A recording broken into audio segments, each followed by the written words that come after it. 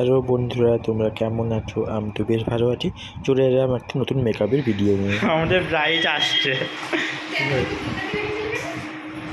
প্রথমে জেনে নেই আজকে ব্রাইড কেমন মেকআপ চায়। হ্যালো নিশা, তোর আজকে রিসেপশন, তুই বিয়েতেও আমার কাছে মেকআপ করেছিলি। তোর মেকআপটা, হালদির মেকআপটা কেমন ছিল আমাকে বল। বিয়ে, হলদি, বৃদ্ধি সবের মেকআপই খুব ভালো হয়েছে। প্রত্যেককে খুব খুব খুব ভালো বলেছে। আমার এখানে বাড়ির লোকও বলেছে, ওই বাড়িতেও বলেছে, সবাই খুব ভালো বলেছে। আর আজকে তোর রিসেপশন, তোর আজকের তুই তোর মতো করে আমাকে রেডি করে দিবি, জাস্ট তোকে ভালো লাগে।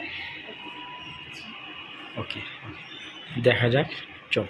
তাহলে ও আমাকে পুরোটাই ছেড়ে দিয়েছে আমার উপরে, যে আমার যেটা ভালো লাগে সেটা করতে, যেটা ওকে মানায়।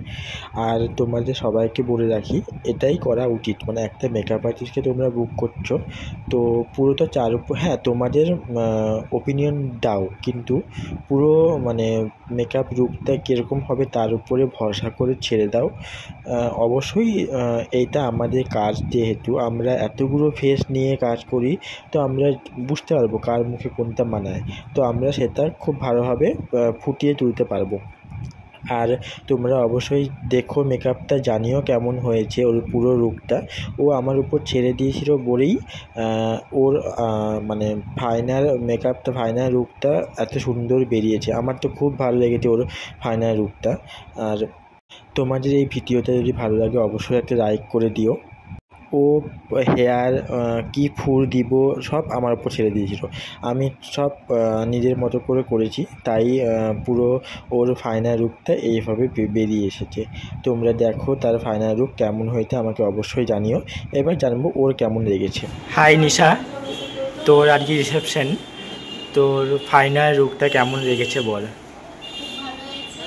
যেরকম চেয়েছিলাম তার থেকে অনেক অনেক অনেক অনেক ভালো হয়েছে। তোকে বলে দিয়েছিলাম তোর মনের মতো করতে, আমার মনে হয় সুন্দর হয়েছে। সত্যি তোকে পুরো রাজরানীর মতো লাগছে, আমিই বলছি। আর তোর জন্য একটা আমার তরফ থেকে উপহার আছে, 1 মিনিট এনে।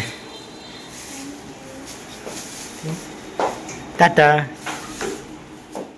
তোমরা অবশ্যই আমাকে জানিও তোমাদের এই মেকআপটা কেমন লেগেছে। আমি অনেক জায়গা থেকে খুব ভালো রিভিউ পেয়েছিলাম, অনেকে আমাকে বলেছে এই লুকটার ব্যাপারে খুব পছন্দ করেছে সবাই।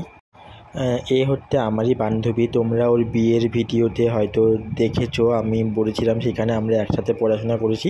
আর ও আমার একটা বোনের মতো হয় সম্পর্কে। এবারে ওই রিসেপশানেও আমার নিমন্ত্রণ ছিল, ওকে সাজিয়ে বেরিয়ে এই যে আমি বেরিয়ে গেছি। তারপরে আমি রেডি হয়ে, আমি আর আমার দিদি, মানে আমার ছোটো দিদি আমার সাথে হেল্পিং হ্যান্ড হিসাবে যায়। আমরা ঘরে গিয়ে রেডি হয়ে ওর অনুষ্ঠানে এলাম। এই দেখো এখন খুবই ব্যস্ত। চলো আজকে এই পর্যন্ত, পরে আসবো কোনো একটা ভিডিও নিয়ে। Tata, love you.